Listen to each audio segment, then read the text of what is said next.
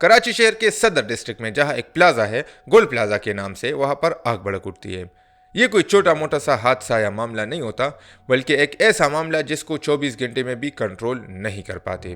یہ پلازا 1200 دکانوں پر مشتمل ہوتا ہے۔ یہ واقعہ 17 جنوری 2026 کو رات کے 10:30 بجے کے آس پاس پیش آتا ہے۔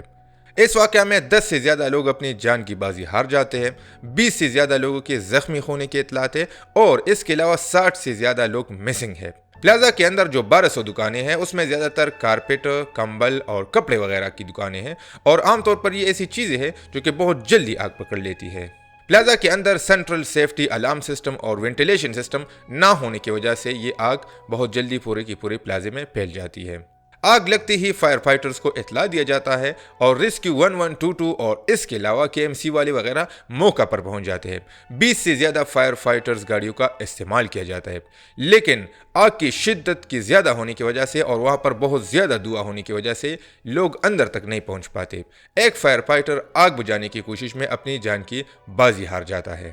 اس واقعے کا جو مین ریزن ہے ابھی تک تو وہ سامنے نہیں آیا ہے، لیکن انیشل انویسٹیگیشن سے یہ بات سامنے آتی ہے کہ ہو سکتا ہے کہ یہ جو آگ لگی ہے یا تو یہ کوئی شارٹ سرکٹ کی وجہ سے لگا ہے یا اس کے علاوہ کوئی اور الیکٹریکل فالٹ ہو سکتا ہے۔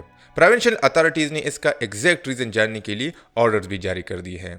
دوسری طرف اگر ہم دیکھیں تو پلازا کے مالک اور پبلک کے جانب سے کرٹیسزم بھی سامنے آتے ہیں۔ اسپیشلی پلازا کا جو مالک ہے ان کا کہنا ہے کہ وقت پر فائر فائٹرز نہیں پہنچ پائے۔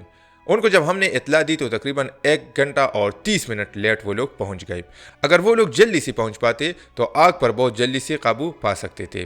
آگ کو قابو پانے میں 24 گھنٹے سے زیادہ کا ٹائم نہیں لگتا۔ اب اگر ہم نقصان کی بات کریں کہ اس سے کتنا نقصان ہو گیا ہوگا، تو ایک تو بڑا سیریس اور کلیئر میٹر ہے، اور وہ یہ ہے کہ اس سے 10 سے زیادہ لوگوں کی جانیں چلی گئی ہے۔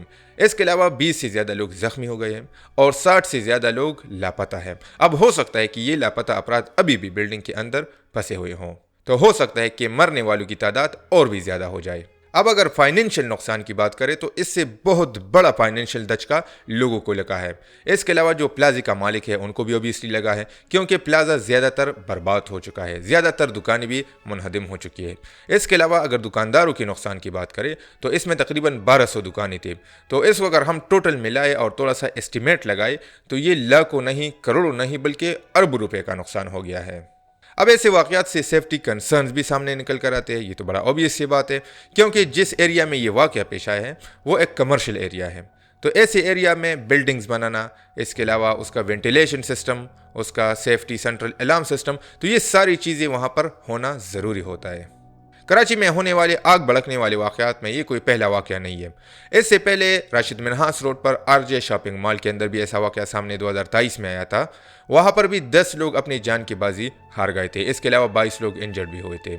اب آخر میں ہم یہ امید لگائیں گے کہ فیوچر میں ایسے واقعات نہ آئے۔ اس کے لیے حکومتی سطح پر بھی اقدامات کرنے چاہیے، اس کے لیے پالیسیز بھی بنانی چاہیے، اس کے علاوہ بلڈنگ کے لیے اسپیسیفک کوڈز بھی بنانے چاہیے، اور اسپیسیفکلی کراچی جیسا علاقہ جہاں پر ایک کمرشل ایریا ہے، جہاں پر بہت زیادہ لوگ بزنسز کے لیے آتے ہیں، تو وہاں پر اس طرح واقعات کو روکنا یہ بہت ہی امپورٹنٹ ہے، کیونکہ اس سے نہ صرف جانیں چلی جاتی ہے بلکہ بہت زیادہ فائنینشیل نقصان بھی ہو جاتا ہے۔